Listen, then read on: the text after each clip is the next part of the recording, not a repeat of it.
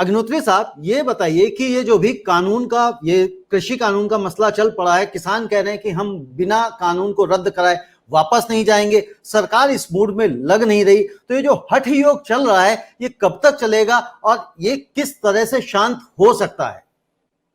की बात सुन रहा था और मेरा भी काफी ज्ञानवर्धन हुआ इस मुद्दे को लेकर के। मैं तो पत्रकार हूँ, पत्रकार के नाते मैं उसकी जिस तरह से पूरा मुद्दा सामने आया है मैं उस पर बात करूंगा और उसी में आपके सवाल का जवाब भी दूंगा।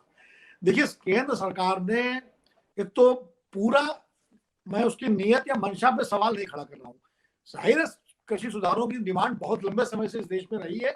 मनमोहन सिंह जब आर्थिक सुधार शुरू किए थे तब से करके और अभी तक, पुष्पेंद्र जी हमारे बहुत पुराने मित्र जानते हैं, लगातार हम लोग खुद इसके पक्ष में रहे हैं। लेकिन जब इतने बड़े सुधार, जिनको स्ट्रक्चरल रिफॉर्म्स कहते हैं, जब ये होते हैं तो थोड़ा सा एक वातावरण बनाया जाता है ताकि एक जनमत बनाया जाए जो उन सुधारों के पक्ष में हो। और चूंकि नरेंद्र मोदी जी एक राजनेता हैं और जमीन से जुड़े हुए लोकप्रिय प्रधानमंत्री है, वो मनमोहन सिंह जी की तरह इकोनॉमिस्ट नहीं है जो खाली प्रधानमंत्री थे जिनका जनता से कोई सीधा संबंध नहीं था। तो वो उम्मीद हमको ये थी कि एक वातावरण बना करके और एक जनमत तैयार करेंगे तो ज्यादा बेहतर तरीके से लागू हो सकेंगे। लेकिन हुआ ये, इसका उल्टा हुआ ये कि जिस तरह से अचानक अध्यादेश आए कोरोना पीरियड में, उसके बाद संसद में चर्चा उस तरह से नहीं हुई जैसी होनी चाहिए और राज्यसभा में तो बिल्कुल ही धक्का मार करके सारा जो है पास कराया गया। तो जरूर एक थोड़ा सा ये उठा कि भाई क्या मामला है, ऐसी क्या अर्जेंसी है। उसके बाद जो है पंजाब में जब किसानों ने विरोध शुरू किया और रेल की पटरियों पर बैठ गए तो भी सरकार ने इसको बहुत गंभीरता से नहीं लिया, केंद्र सरकार ने। और उनको लगा कि पंजाब के एक राज्य के छोटे से किसानों का मुद्दा है और वो जो है आप ये धीरे धीरे समय रहते हैं खत्म हो जाएगा। जब वो किसान दिल्ली के लिए चल पड़े और उन्होंने घोषणा की हम दिल्ली जाएंगे, तो भी सरकार ने गंभीरता से न लेकर बल्कि हरियाणा सरकार ने तो उनको रोकने की पूरी कोशिश की, खाई खोद दी और सड़कें तोड़ दी, बैरिकेड लगा दिए, बौछारे, मतलब जो डेमोक्रेसी में किसी भी प्रदर्शन के उसमें कहीं से भी उचित नहीं कहा जा सकता। उसके बाद क्या हुआ, यहाँ से जो है ये इस एटीट्यूड से दोनों तरफ हठयोग शुरू हुआ, जिस हठयोग की आप बात कर रहे हैं। और वो हठयोग इसीलिए शुरू हुआ, उसके बाद पूरे प्रचार तंत्र ने कहीं रहा है, कहीं चीनी एजेंट कहा जा रहा है, कहीं कोई अर्बन नक्सल, कहीं माओवादी, तो इससे और चिढ़ाने का काम किया गया किसानों का और ये लड़ाई फिर नाक की लड़ाई बन गई। और सरकार में भी जब कृषि मंत्री जी ने बातचीत का सिलसिला शुरू किया तो बातचीत जब शुरू होती है तब सरकार कोई पोजीशन नहीं लेती है, क्योंकि जब बातचीत आप कर रहे हैं तो जाहिर है बातचीत का मतलब ये होगा कि कुछ सुधार, कुछ बदलाव किए जाएंगे।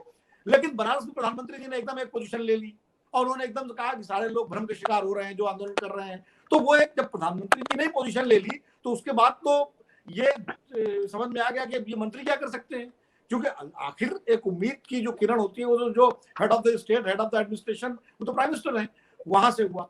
और तो ये जो विश्वास का संकट किसानों और सरकार के बीच में पैदा हुआ, वो विश्वास का संकट हठ योग में बदल गया। अब सरकार अड़ गई कि हम जो है इनको वापस नहीं लेंगे, किसान कह रहे हैं वापस लो। तो जो मांग पहले, जैसा पुष्पेंद्र जी कह रहे हैं, पहले एमएसपी को इशू था, एमएसपी को लेकर के सरकार बार बार कह रही थी कि हम जारी रहेगा, हमारा धर्म है, हम खत्म नहीं करेंगे, लेकिन लिख के देने के लिए तैयार नहीं थी। बाद में सरकार ने कहा हम लिख के दे देंगे। मसला खाली लिख के देने का नहीं है, मसला जो है एमएसपी की बाध्यता का है कि एमएसपी इन्फोर्स हो, जो भी खरीदे खाद्यान्न, जो भी फसल खरीदी जाए वो एमएसपी पे खरीदी जाए। अगर 10 किलो गेहूं हमें भी खरीदना हो किसी किसान से तो हम एमएसपी पे ही खरीदें। तो ये किसानों की मांग है। अब हम लोग क्या कहते हैं, लिख के दे रहे हैं, लिख के देने से नहीं होता, सरकारें आती आती रहती है। आज एक सरकार कह देगी ठीक है जारी रहेगा, कल को सरकार बदलती है वो कहती नहीं जारी रहेगा, तो किसान वो गारंटी चाहते हैं। अब ये जो जिद है कि किसान कह रहे हैं कि वापस लो और वो कह रहे हैं वापस नहीं लेंगे, इसका रास्ता मुझे लगता है शायद सुप्रीम कोर्ट ने जिस तरह से इंटरवीन किया है और इस मामले में, तो शायद उससे कोई रास्ता निकले, क्योंकि सुप्रीम कोर्ट ने सरकार से सीधे पूछा है कि आप इसको, इन कानूनों को होल्ड कर सकते हैं जब तक बातचीत हो, क्योंकि जब पैनल बनेगा उस बातचीत में विशेषज्ञ दोनों तक के होंगे, सरकार के भी होंगे, कृषि विशेषज्ञ होंगे, किसानों के प्रतिनिधि होंगे, तो एक अच्छी तस्वीर बनेगी और डिस्कशन में कुछ चीजें सामने आएंगी। तो जाहिर है तब तक कानूनों को अगर होल्ड कर दे सरकार सुप्रीम कोर्ट के सलाह को मानते हुए, तो शायद एक रास्ता निकल सकता है। किसानों को भी एक फेस सेविंग मिल जाएगी कि हाँ भाई फिलहाल कानून लागू नहीं हो रहे हैं, और बातचीत का सिलसिला शुरू हो जाएगा और बातचीत के बाद जो है एक अच्छी तस्वीर निकल के आ सकती है। सुधार के पक्ष में सब है, लेकिन सुधार के साथ साथ शंकाएं और आशंकाएं जो है उनका समाधान होना बहुत जरूरी है, तभी सुधारों की सफलता है। अन्यथा सुधार ही होकर रह जाएंगे, वो फिर सफलता नहीं मिलेगी। जी जी, बात ने बड़ी सही तरीके से चीजों को समझाया है। लेकिन बात वही आती है कि कौन झुकता है, क्योंकि यहाँ पे बात आज जो आप कह रहे हैं कि अगर जिस तरह से सुप्रीम कोर्ट ने कहा है कि हम क्या इसको होल्ड कर सकते हैं, सरकार करेगी या नहीं करेगी भी आगे आने वाले समय में देखना है। जिस तरह से प्रधानमंत्री अलग अलग जाके कहीं वो वाराणसी से भाषण दे रहे हैं, वहां से संवाद स्थापित करने की कोशिश कर रहे हैं, कच्छ से दे रहे हैं, आज ग्वालियर से कर रहे थे, तो ये सारी स्थितियां बन रही है।